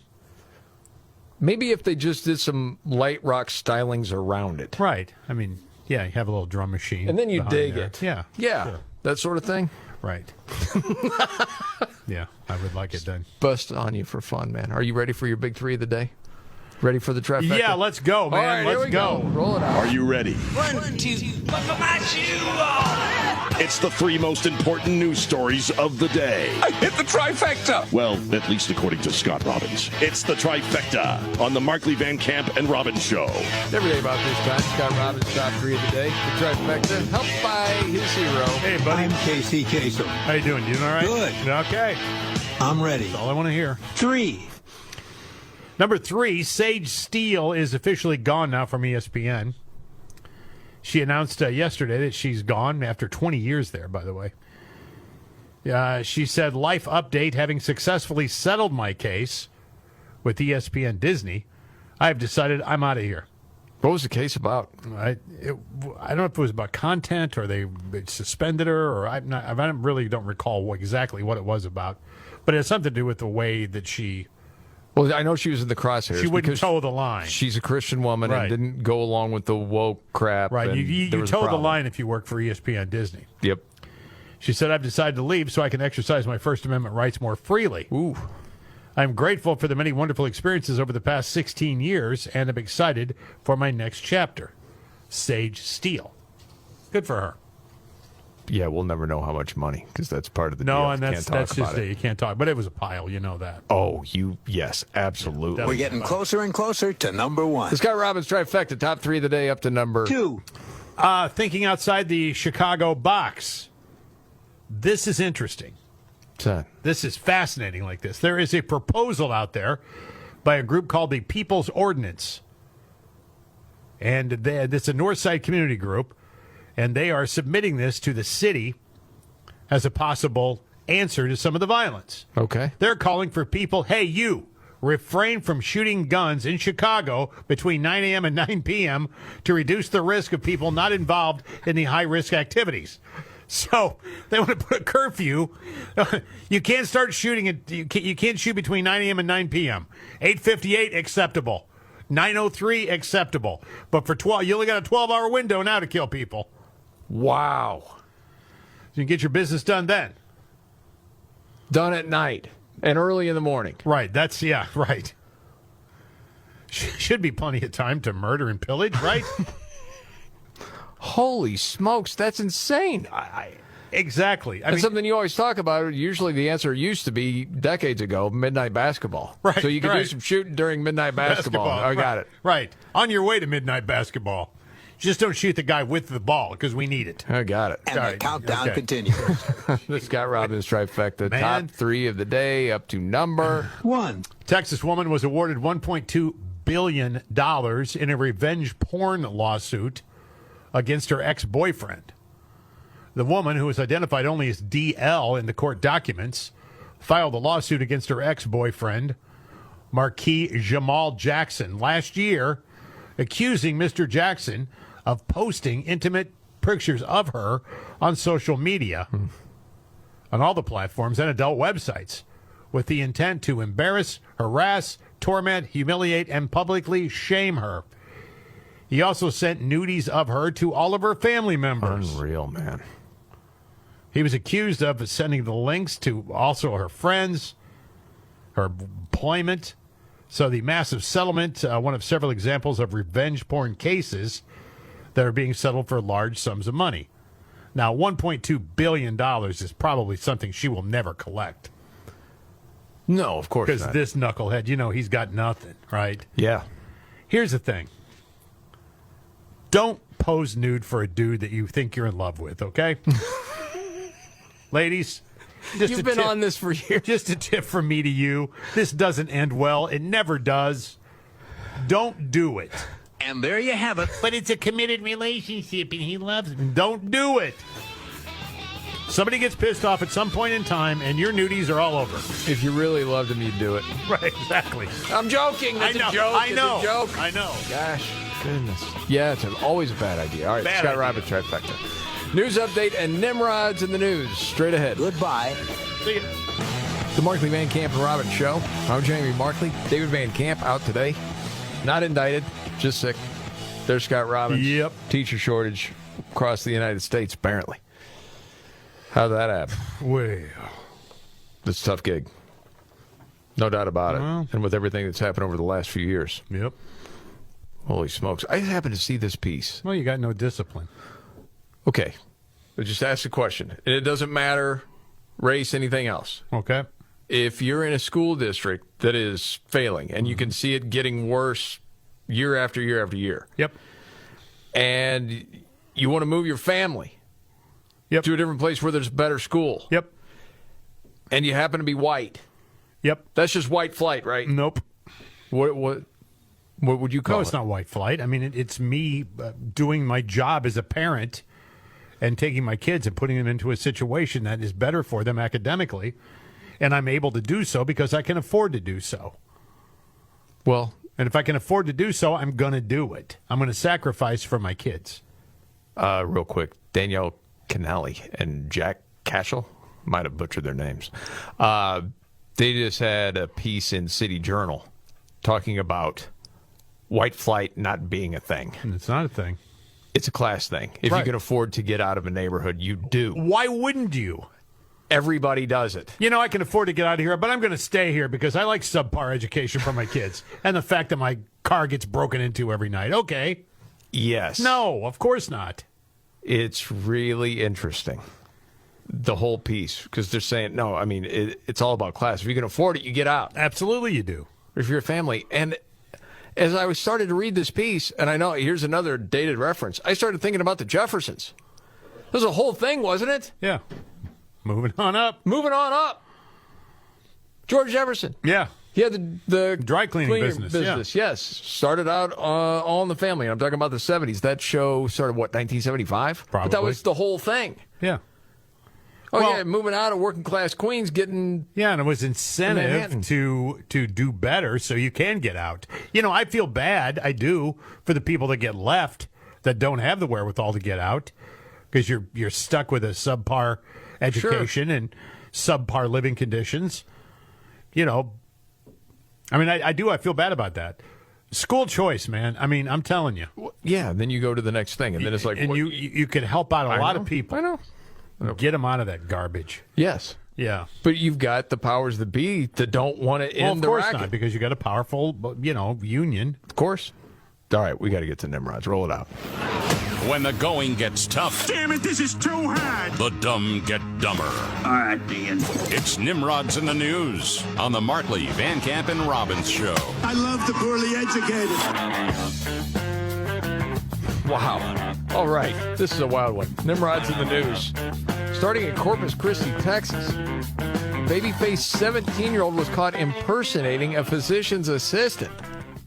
His name is Zachary Bailey, and he, quote, worked at a hospital for about a month last year before people finally realized he was just a kid wearing scrubs. Holy cow. Pleaded guilty a few months back. Apparently, it was not a one-time thing. He's being called the Doogie Howser of con men. Golly. He was arrested again in Oklahoma on Sunday. Same thing? Yeah, and the mugshot, they said that he could still pass for like 12. Oh, my God. And that's Nimrods in the News.